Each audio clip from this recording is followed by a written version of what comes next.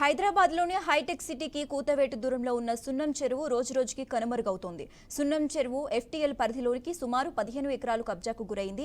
అక్కడ కబ్జాకు గురైన భూమి విలువ సుమారుగా 1000 కోట్లు పైబడి ఉంటుందని తెలుస్తోంది. ఒకప్పుడు మంచినీటి చెరువుగా ఎందరికో దాహం తీర్చిన సున్నం చెరువు ఇప్పుడు కలుషితమై కబ్జాలకు గురైంది. కొంతమంది కబ్జాదారులు ఇరిగేషన్, రెవెన్యూ అధికారులకు లంచాలు ఎరవేసి కబ్జాకు స్కెచ్ వేశారు. నెలల తరబడి చెరువులో మట్టిపోయటం, చదును చేయటం, ఆ తర్వాత పెద్ద ఎత్తున నిర్మాణాలు చేపడుతున్నందున ఇరిగేషన్ శాఖ అధికారులు స్పందించడం లేదు. అయితే చెరువును ఆక్రమించి ఇప్పటి వరకు వెలసిన నిర్మాణాలకు అడ్డు అదుపు లేకుండా పోయింది.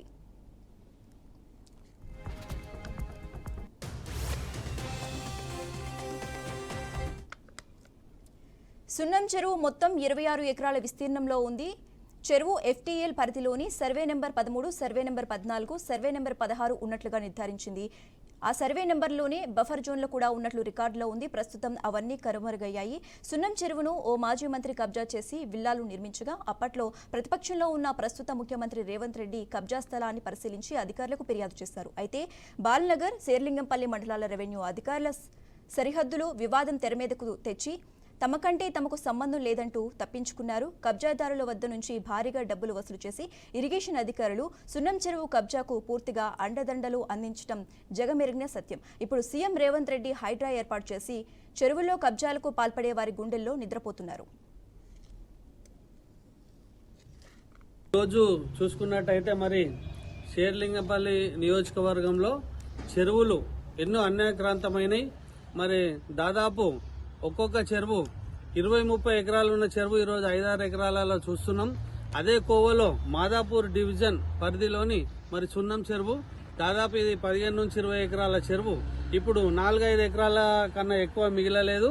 మరి సున్నం చెరువులో మరి అధికారులు ఇది చెరువులో ఉంది, చెరువులో వస్తుందని ఎంతో మంది స్వచ్ఛంద సంస్థలు మేము అందరము ఫిర్యాదులు చేస్తూనే ఉన్నాం. అయినా కానీ సర్వే నంబర్ 12/13లో plot number 192 seat employees cooperative housing society అనే పేరు మీద మరి ఇక్కడ పర్మిషన్ కూడా ఇవ్వడం జరిగింది. స్టిల్ టు +3 పర్మిషన్ కూడా ఇతనికి చెరువులో ఉంది అని తెలిసి కూడా మరి అధికారులు పర్మిషన్ ఇవ్వడం జరిగింది.